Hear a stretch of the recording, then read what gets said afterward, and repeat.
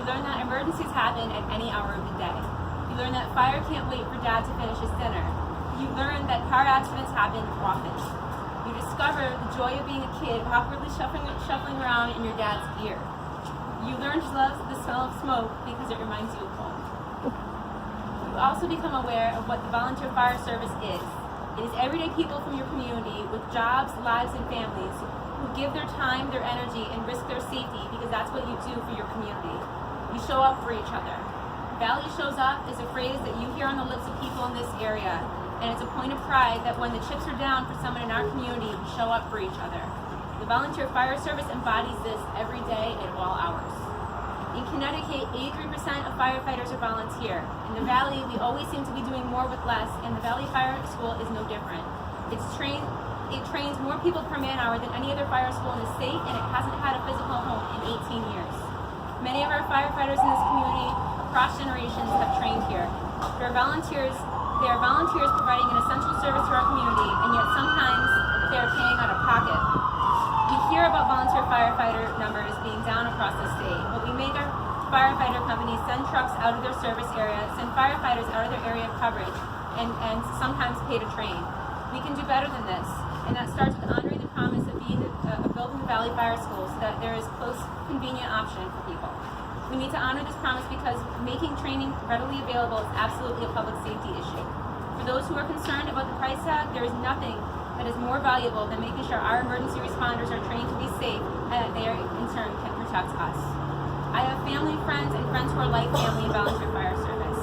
I know the scanner stays on 24 hours a day to protect us. I am proud to be running to serve all of you. Firefighters are about action, showing up, getting things done because someone needs to. In a time when politics is full of politicians who will say a lot of things, we need people who know how to show up and get things done.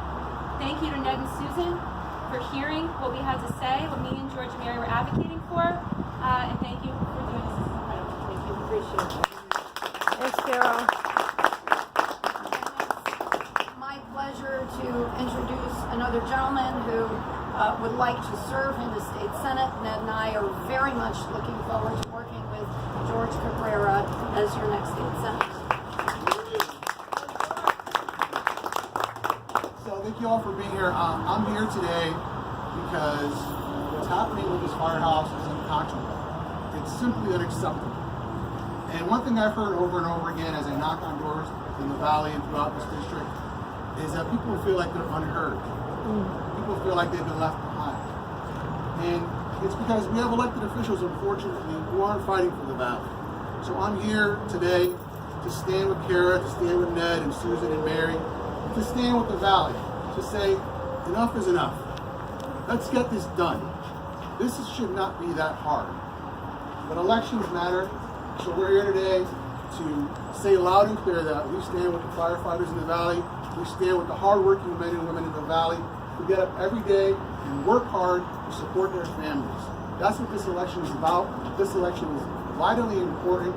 So I'm here to stand with you, to fight for you. Let's win this election and let's get this done. Now I'd like to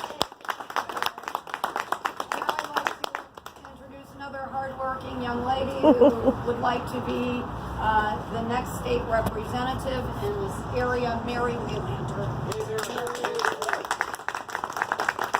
Hi everyone, thank you so much for including me today, and I'm so proud to be part of this initiative. It is something that has been waiting for too long.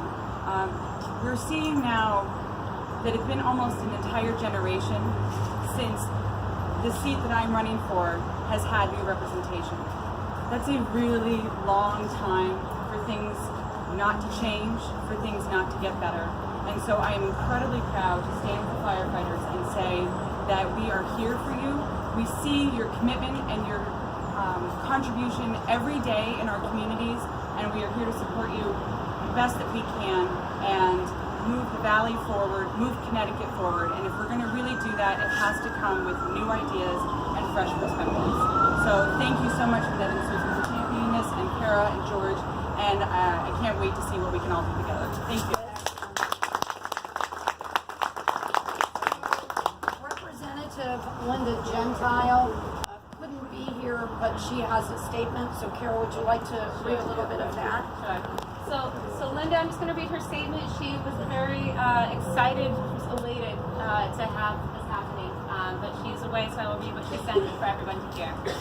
I began my term 14 years ago by fighting for funding for the Valley Fire Training School, and here I am 14 years later still fighting for the funding.